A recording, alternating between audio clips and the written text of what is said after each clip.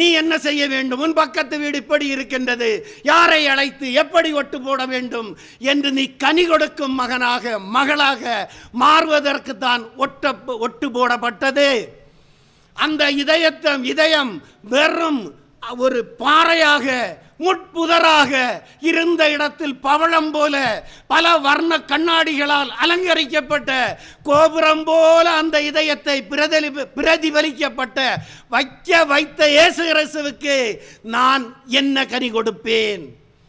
எதை இதயத்தில் அவர் பேசுகின்றாரோ அதை நான் அவருக்கு கனி கொடுப்பவளாக மாற வேண்டும்.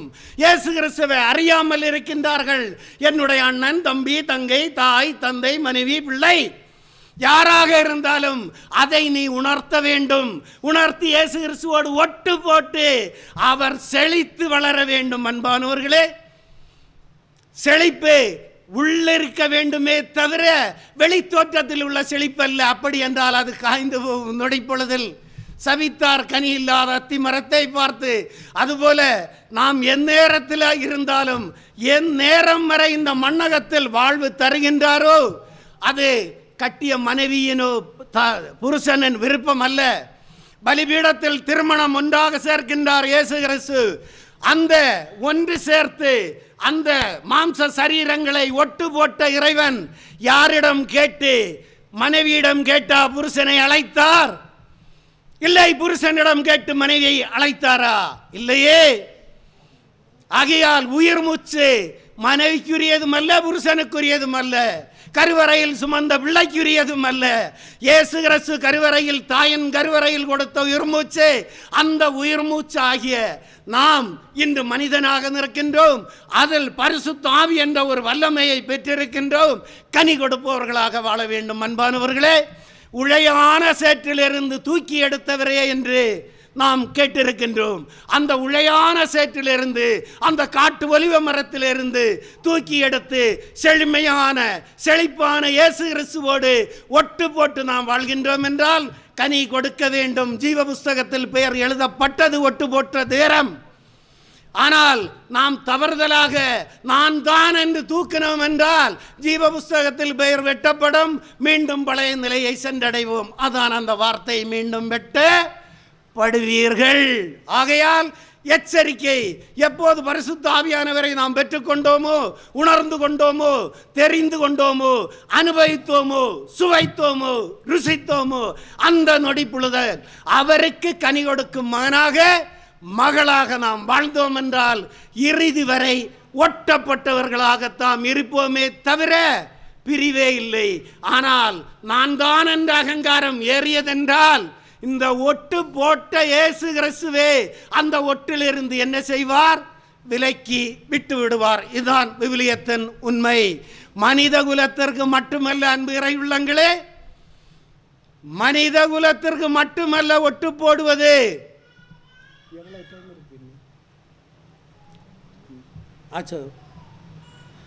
அன்பானவர்களே, மீண்டும் ஒரு வார்த்தையை நினைவுபடுத்தி அந்த வார்த்தையில் கடந்து செல்லவில்லை. 2 மக்கபேயரில் ஒரு வார்த்தை இருக்கின்றது. பரமதந்தையின் கிருபையை பெற்று ஏனோதானோ என்று வாழ்ந்து இறந்து நரகத்தில் போன ஆத்மாக்களுக்கு 6 கிலோ வெள்ளி, அந்த காலத்தில் இயேசு கிறிஸ்து வாழ்ந்த அந்த காலத்தில் 6 கிலோ வெள்ளி கொண்டு ஒப்படைக்கின்றார்கள். அந்த மரணத்தில், அந்த பாதாளத்தில் சென்ற ஜீவன்களை மீண்டும் அந்த பொருத்தனை வழியாக ஒட்டு போட்டு விண்ணகத்தில் எடுக்கின்ற ஒரு நிகழ்வு. அதற்கு நேரமில்லை. ஆகையால் அன்பானவர்களே, நம்மை நாம் பெருமை பாராட்ட வேண்டாம். கிடைத்த கிருபைக்கு கனி கொடுக்கும் மகனாக மகளாக இறுதி மூச்சு வரை வாழ்ந்து இயேசு கிறிஸ்துவுக்கு சாட்சி மக்களாக வாழ வேண்டும் என்று கேட்டுக்கொண்டிருக்கும் ஒவ்வொருவரையும் இறைபாதம் சமர்ப்பிக்கின்றேன். ஆமென். ஹல்லேலூயா, ஹல்லேலூயா.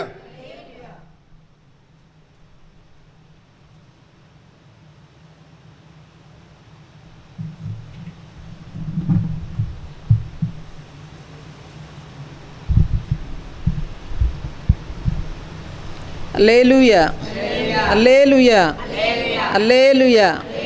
உம் அழகான கண்கள் என்னை கண்டதாலே முடிந்ததென்று நினைத்த நான் உயிர் வாழ்கின்றேன் என்கிறதான பாடலை நாம் கரங்களை தட்டி உற்சாகமாக பாடலாம். உம்மழகான கண்கள் என்னை கண்டதாலே முடிந்ததென்று நினைத்த நான் உயிர் வாழ்கின்றேன். உம்மழகான கண்கள் என்னை கண்டதாலே முடிந்ததென்று நினைத்த நான் உயிர் வாழ்கின்றேன். யாரும் அறியாத என்னை நன்றாய் அறிந்து தேடி வந்த நல்ல நேசரே, யாரும் அறியாத என்னை நன்றாய் அறிந்து தேடி வந்த நல்ல நேசரே, உம்மழகான கண்கள் என்னை கண்டதாலே முடிந்ததென்று நினைத்த நான் உயிர் வாழ்கின்றேன். உம்மழகான கண்கள் என்னை கண்டதாலே முடிந்ததென்று நினைத்த நான் உயிர் வாழ்கின்றேன். தூக்கி எறியப்பட்ட என்னை வேண்டுமென்று சொல்லி சேர்த்து கொண்ட நல்ல நேசரே, தூக்கி எறியப்பட்ட என்னை வேண்டுமென்று சொல்லி சேர்த்து கொண்ட நல்ல நேசரே, உம்மழகான கண்கள் என்னை கண்டதாலே முடிந்ததென்று நினைத்த நான் உயிர் வாழ்கின்றேன். உம்மழகான கண்கள் என்னை கண்டதாலே முடிந்ததென்று நினைத்த நான் உயிர் வாழ்கின்றேன். ஒன்றும் இல்லாத என்னை காருண்யத்தாலே உயர்த்தி வைத்த நல்ல நேசரே, ஒன்றும் இல்லாத என்னை காருண்யத்தாலே உயர்த்தி வைத்த நல்ல நேசரே, உம்மழகான கண்கள் என்னை கண்டதாலே முடிந்ததென்று நினைத்த நான் உயிர் வாழ்கின்றேன். உம்மழகான கண்கள் என்னை கண்டதாலே முடிந்ததென்று நினைத்த நான் உயிர் வாழ்கின்றேன். அல்லேலூயா, அல்லேலூயா, அல்லேலூயா. அன்பானவர்களே, 2003 கர்த்தர் ஊழியக்காரர் மூலம் அறிவித்த ஒவ்வொரு தீர்க்க தரிசனங்களும் இன்றைக்கு நிறைவேறி கொண்டு வருகிறதை நாம் பார்த்து கொண்டிருக்கிறோம். அதை நான் உங்கள் ஒவ்வொரு புத்தகத்திலும் எழுதி வெளியிட்டு வருகிறோம். இப்பொழுது அதை நான் உங்களுக்கு முன்பாக வாசிக்கிறேன். 2043க்குள் தேசத்தில் 2 பங்கு அழிந்து போகும். தேசத்தில் மகா பெரிய கொடிய பஞ்சம் உண்டாகும். 7 ஆண்டுகள் நீடிக்கும். தேசம் இருளில் மூழ்கி போகும். பெட்ரோல் பஞ்சம் ஏற்பட்டு வாகனங்கள் ஒடிந்து போகும். இனியும் தேசத்தின் ஜனங்கள் மிருகங்களையே பழையபடி பயன்படுத்தும் காலம் நெருங்கி வருகிறது. வீடுகள் கேட்பாரற்று கிடக்கும். இவைகளை என் ஜனங்களுக்கு கொடுப்பேன். பொன்னும் வெள்ளியும் உங்கள் முன்பு மலைபோல் குவிப்பேன். இது அதிசயம் என்கிறார் கர்த்தர். வானத்தின் மதகுகள் திறக்கப்படும். ஜனங்கள் குடியேற்று போவார்கள். தீவிரவாத செயல் கட்டுக்கடங்காமல் போகும். அந்தி கிறிஸ்து இந்தியாவில் பிறந்து வளர்ந்து வருகிறபடியினால் இந்திய தேசத்திற்கு மகா பெரும் துக்கம். சவக்காடுகள் தோன்றும். அரசுகள் இருக்கும், ஆனால் அதிகாரிகள் செயல்பட வேண்டிய சூழ்நிலைகள் இருக்காது. துக்கத்திற்கு மேல் துக்கம். சில பிரதேசங்களில் உணவுகள் மிஞ்சி இருக்கும், ஆனால் ஜனங்கள் இருக்க மாட்டார்கள். சில இடங்களில் ஜனம் இருக்கும், உணவு இருக்காது. பஞ்சத்திற்கு மேல் பஞ்சம். ஆவிக்குரிய ஜனம் பசியோடு இருப்பதை நான் சகித்து கொள்ள மாட்டேன் என்கிறார் கர்த்தர். இனி வீட்டிற்கு தேவைப்படும் உணவு ஜாமான்களை இலவசமாக கொடுக்க முன்வரும் அரசியல் கட்சியை என்றென்றைக்கும் ஆசீர்வதிப்பேன் என்று கர்த்தர் சொல்லுகிறார். ரோடுகளில் ஆறு ஓடும். ரோடுகளில் தூண்டில் போட்டு மீன் பிடிக்கப்படும். தேசத்தில் பயங்கர அழிவுகள் பல வழிகளில் நடக்கும். புதிய உடன்படிக்கையின் கதவுகள் திறக்கப்படும். பூமி திறவுண்டு போகும். வான மண்டலத்தில் அதிசய மாற்றங்கள் உண்டாகும். அதிசய கோள்கள் உண்டாகும். நட்சத்திரம் பூமியை நோக்கி வரும். அரசியலில் நம்ப முடியாத மாற்றங்கள் உண்டாகும். பிணங்களை ஆகாயத்து பறவைகள் தின்னும். எடுத்து புதைக்க அரசாங்கமே வராது. அப்பேற்பட்ட இயற்கை பேரழிவுகளை கர்த்தர் கட்டளையிட்டார். ஜல பிரளயம் வந்து அனைவரையும் வாரிக்கொண்டு போகும். நிலநடுக்கமும் வரும். நீர்த்தேக்க அழிவுகள் வரும். ஜல பிரளயமும் வரும். புயலும் வரும். பொல்லாத வியாதிகளும் வரும். பாலும் தேனும் அல்ல, இனி பஞ்சமும் பட்டினியும் தான் தேசத்தில் வரும். கொள்ளை நோய்களும் கொடுமைகளும் நடக்கும். கர்த்தர் பிஞ்சுகளையும் சேர்த்தே அழிக்கிறார். அழித்து தன் புதிய உடன்படிக்கையை கர்த்தர் நிறைவேற்றுகிறார். பாவத்தை குறித்துள்ள ஊழியம் தேசத்தில் விதைப்பது குறைவு, ஆசீர்வாதத்தை குறித்துள்ள ஊழியம் அதிகம் என்கிறார். வருகையை குறித்துள்ள ஊழியம் மிக மிக குறைவு என்று குமுறுகிறார். கடையோர பிரதேசத்திற்கு மகா பேரழிவு. ஜனங்கள் பெருமளவு அழிந்து போவார்கள் ஜலத்தால். உலகிலேயே இப்படி ஒரு அழிவா என கேட்கும்படி தேசம் பாழாய் போகும். மரங்கள் வேரோடு பிடுங்கப்படும். நோவா காலத்து அழிவுகளுக்கு ஒப்பான பேரழிவு. அதே 40 நாட்கள் ஜலம் வற்றி போகாது. கல் மழையினாலும் கர்த்தர் வாதிப்பார். கொடூரமான செயல்களால் அரசு இயந்திரம் முடங்கி போகும். சோதோமுக்கு நெருப்பால் அழிவு. இந்த தேசத்திற்கு ஜலத்தாலும் நிலநடுக்கத்தாலும் கடுமழையாலும் புயலாலும் பயங்கர அழிவு. மனித நடமாட்டமே இருக்காது. மறுபடியும் செப்பனிடப்படாதபடிக்கு இடித்து போடுவார். இனி அந்தி கிறிஸ்துவின் தாக்கத்தால் சபைகள் இடிக்கப்படும். துன்மார்க்கர்கள் எழும்புவார்கள். வசனத்திற்கு பஞ்சம் உண்டாகும். அந்தி கிறிஸ்துவின் அக்கிரமங்கள் அதிகமாகும். உங்கள் ஊரை நீங்களே ஃபோட்டோ பிடித்து வையுங்கள். அழிவுக்கு பின் பார்க்க பிரயோஜனப்படும். இந்த தேசம் 200 ஆண்டுகளுக்கு முன்புள்ள நிலை ஏற்படும். ஆள் அரவமற்ற தேசமாகும். மிஞ்சி இருக்கிற கொஞ்சம் ஜனம் ஏன் தான் வாழ்கிறோம் என்று சொல்லி தவிக்கிற அங்கலாய்க்கிற காலம் இதோ சமீபமாகும். சில பகுதிகளில் பிணங்கள் மீன்கள் போல் நெல்மணிகள் போல் கிடக்கும். குடும்ப கட்டுப்பாடு ஒழிந்து போகும். எங்கும் விபச்சாரம் வெளிப்படும். ஜாதிகள் அற்றுப்போகும். மதங்கள் ஒழியும். ஒரு ஆணுக்கு அநேகம் பெண்கள் மனைவியாய் இருப்பார்கள் என்பதை விட ஒரு பெண் அநேக புருஷர்களை வைத்து கொள்வாள்.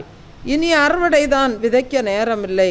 ஒரே ஆட்சி உண்டாகும். சகல ஜாதிகளுக்கும் நானே தேவன் என்று காண்பிப்பேன். இனி எந்நாளும் அழுகைதான். தேசத்தின் கொடிகள் அடிக்கடி அரைக்கம்பத்தில் பறக்கும். பெருமைக்குரிய ஊழியக்காரர்கள் காணாமல் போவார்கள். பெருமையுள்ள 12 தேசங்கள் விழும். விழுந்திருந்த 12 தேசங்கள் எழும். விற்றலும் கொள்ளலும் நடக்கும்.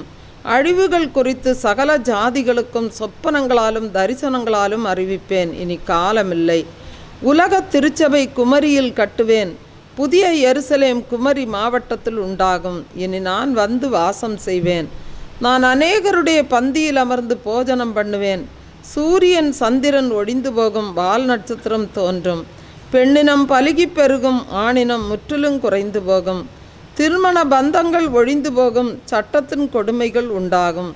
கர்த்தரின் ஜனம் சிறைபிடிக்கப்படும். நிலை நிற்கிறவனுக்காக கர்த்தர் யுத்தம் செய்வார். தீவுகள் காணாமல் போகும். வரைபடங்கள் சுருங்கி போகும். மதுரைக்கும் திருச்சிக்கும் நிலநடுக்கம் உண்டாகும். தேசத்தை இஸ்மவேல் ஆளுவான். அதாவது இந்தியாவை முஸ்லீம் ஒருவன் ஆளுகைக்கு கொண்டு வருவான். இது நடக்கும். இது அதிர்ச்சியாயிருக்கும் உங்களுக்கு. இந்தியாவிலே இவன் கொடி பறக்கும். இவன்தான் 666.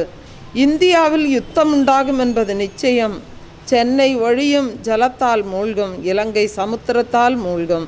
கடற்கரை ஜனங்களுக்கு ஐயோ, புதிய சென்னை உருவாகும். கோவை குலுங்கும். விக்கிரகங்கள் பூமியில் புதையுண்டு போகும். மலைகள் குன்றுகள் பெயர்த்து போடப்படும். ஜெபிக்கிறவரிடத்தில் அந்தி கிறிஸ்து பொய் அபிஷேகத்தை ஊற்றுவான். அவன் வல்லமையாய் இருதயத்தை ஆளுவான். இச்சைகள் பெருகி சிறுபிள்ளைகள் கற்பந்தரிப்பார்கள். அநியாயம் தலைவிரித்தாடும். நீதி தேடினாலும் கிடைக்காது. நீ எல்லா பக்கங்களிலும் கட்டப்படுவாய். சிறையிருப்புகள் உன்னை சூழ்ந்து கொள்ளும். பெற்றோருக்கு முன்பாக பிள்ளைகள் விபச்சாரம் செய்வார்கள். இதை கண்கள் காணும்.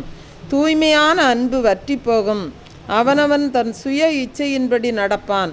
பாதாளங்கள் திறக்கும். சத்துரு சிங்கம் போல் எழுவான். பெருங்காற்று வீசி பூமியை பெயர்த்து போடும். உன் சமாதானம் எடுத்து போடப்படும். ஊழியக்காரர்கள் மேல் அரசு அம்புகளை தொடுக்கும். விக்கிரகங்களின் கொடி பறக்கும். வியாதி என்ற கொடி பறந்து தினம் தினம் செத்து வீழ்வார்கள். மருத்துவமே குழம்பி தவிக்கும் கொள்ளை வியாதிகளை கண்டு ஜனங்களை திகிலும் கலக்கமும் பிடிக்கும். காயினை போல் நிலையற்றவனாய் அலைவாய். செங்கடல் மறுபடியும் பிளக்கும். குமரிக்கு ஐயோ, கடையலுக்கு ஐயோ. தேசத்தில் ஒருபிடி ஜனங்கள் மீதியாயிருப்பார்கள். கிறிஸ்தவன் தமிழ்நாட்டை ஆளுவான் என்பதே. அன்பானவர்களே, இந்த ஜீவ ஒளி ஜபகோபுரம் இயேசு பெரியவர் புத்தகமானது 292 பக்கத்தில் வெளிவருகிறது. இந்த புத்தகத்தின் விலை இனி 250 ரூபாய். பிரிண்டிங் விலை அதிகரிப்பு, பேப்பர்கள் விலையேற்றம் காரணமாக விலை உயர்த்தப்பட்டுள்ளது. இந்த புத்தகத்தில் இயேசு அநேகருக்கு செய்த அற்புதங்கள், ஆவிக்குரிய சத்தியங்கள் அடங்கிய செய்திகள் மற்றும் இயேசுவின் வருகையை பற்றிய சத்தியங்கள் அடங்கி எழுதப்பட்டிருக்கிறது. இதை நீங்கள் படித்து தெரிந்து கொள்ள விரும்பினால் 250 ரூபாய் அனுப்பி உங்கள் தெளிவான முகவரியை 9442131629 என்ற நம்பருக்கு பதிவிடவும். 250 ரூபாய் ஜிபே பண்ணவும் இந்த புத்தகம் உங்களுக்கு அனுப்பி வைக்கப்படும். அன்பானவர்களே, ஜீவ ஒளி தொலைக்காட்சியானது 24 மணி நேரமும் கேபிள் டிவிகளில் ஒளிபரப்பப்பட்டு கொண்டிருக்கிறது. அரசு cable 598, TCCL 740, VK digital 720, SCV 179, CDN 813, Aristo 625, GTPL 134, AMN 192, Akshaya 675, Jack 94. இப்படிப்பட்ட கேபிள் டிவிகளில் நீங்கள் 24 மணி நேரமும் இந்த ஜீவ ஒளி தொலைக்காட்சியை நீங்கள் பார்க்கலாம். மேலும் ஸ்மார்ட் டிவி ஆப்ஸுகளிலும் இந்த ஜீவ ஒளி தொலைக்காட்சியை நீங்கள் பார்க்கலாம். Android TV, Google TV, Airtel Xtreme, Tata placing, Amazon fire TV, rohu, Jio setup box, apple TV, LG smart TV, Samsung smart TV, Huygens இப்படிப்பட்ட ஸ்மார்ட் டிவி ஆப்ஸுகளில் நீங்கள் 24 மணி நேரமும் ஜீவ ஒளி தொலைக்காட்சியை பார்க்கலாம்.